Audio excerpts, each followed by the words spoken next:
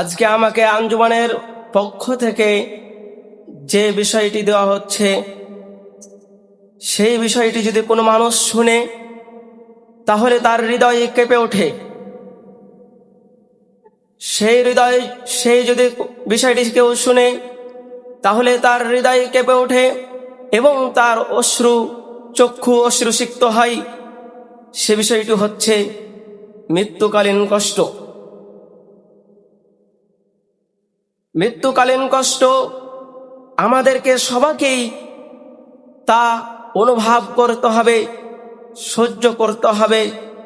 এ মর্মে আল্লাহ তাআলা বলেন, কুল্লু নাফসিন যায়িকাতুল মাউত, প্রত্যেক প্রাণীকেই মৃত্যুর স্বাদ আস্বাদন করতে হবে।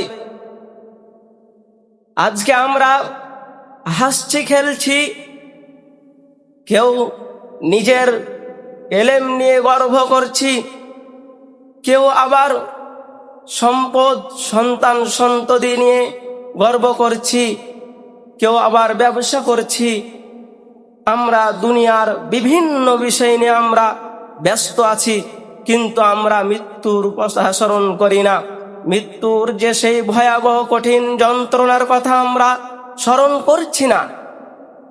কিন্তু যদি আমরা সেই মৃত্যুর কথা স্মরণ করতাম, সেই মৃত্যুর যন্ত্রণার কথা যদি স্মরণ করতাম, তাহলে আমাদের এই দুনিয়ার এত ব্যস্ততা, আমাদের সন্তান সন্ততি নিয়ে এত ব্যস্ততা, মা বাবাকে নিয়ে এত ব্যস্ততা আমাদের থাকতো না। যদি আমরা মৃত্যুর যন্ত্রণার কথা স্মরণ করতাম, তাহলে আমরা এগুলো থেকে বেরিয়ে আসে আল্লাহর জিকির আজকারে আমরা মুগ্ধ হতাম। সেই মৃত্যুর কষ্টের সময় মা বাবা পাশে থাকবে, বন্ধু বান্ধব পাশে থাকবে, সন্তান সন্ততি পাশে থাকবে, কিন্তু তারা পাশে থেকে চেয়ে দেখবে, কিন্তু আমাকে আপনাকে সেই মৃত্যুর যন্ত্রণা থেকে একটুকাও রেহাই করতে পারবে না। আমাকে আপনাকে সেই মৃত্যুর যন্ত্রণা ভোগ করতে হবে, কেউ সেই মৃত্যুর যন্ত্রণা থেকে আমাকে আপনাকে রক্ষা করতে পারবে না। যদি মৃত্যুর যন্ত্রণা থেকে রক্ষা পেত, মৃত্যুর কষ্ট থেকে রক্ষা পেত, তাহলে আমাদের নবী সর্বশ্রেষ্ঠ ব্যক্তি তিনি মৃত্যুর কষ্ট থেকে রক্ষা পেতেন। এ মর্মে হাদিসে এসেছে, আয়েশা রাদিয়াল্লাহু তাআলা আনহা বলেন, রাসূল সাল্লাল্লাহু আলাইহি ওয়াসাল্লাম যখন মৃত্যুর যন্ত্রণাতে পতিত হচ্ছিলেন, তখন তিনি বলছিলেন, লা ইলাহা ইল্লাল্লাহ ইন্না লিল মাউতি লাসাকারাতিন। আল্লাহ ছাড়া কোনো সত্য কোনো প্রভু নেই, কোনো মালিক নেই।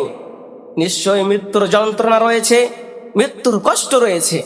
যিনি পৃথিবীর শ্রেষ্ঠ ব্যক্তি হয়ে, যিনি পৃথিবীর সর্বশ্রেষ্ঠ মানুষ হয়ে, তাকে মৃত্যুর যন্ত্রণা অনুভব করতে হয়েছে। আমাকে আপনাকে তো অনুভব করতেই হবে। এই মৃত্যুর যন্ত্রণা থেকে যেন আমরা বাঁচতে পারি, সেই জন্য আল্লাহ তাআলার কাছে আমরা সকলে মৃত্যুর যন্ত্রণার কষ্ট থেকে বাঁচার জন্য আল্লাহর কাছে সবাই মৃত্যু আসার আগেই তওবা করি, সালাত ঠিক মতো আদায় করি, এবং যেগুলো মানুষের হক রয়েছে হকগুলো পালন করার চেষ্টা করব। সকলে বলি ইনশাআল্লাহ। আল্লাহ তাআলা আমাদেরকে যেন কবুল করেন। সকলে বলি আল্লাহুম্মা আমিন। আসসালামু আলাইকুম ওয়া রাহমাতুল্লাহি ওয়া বারাকাতুহু।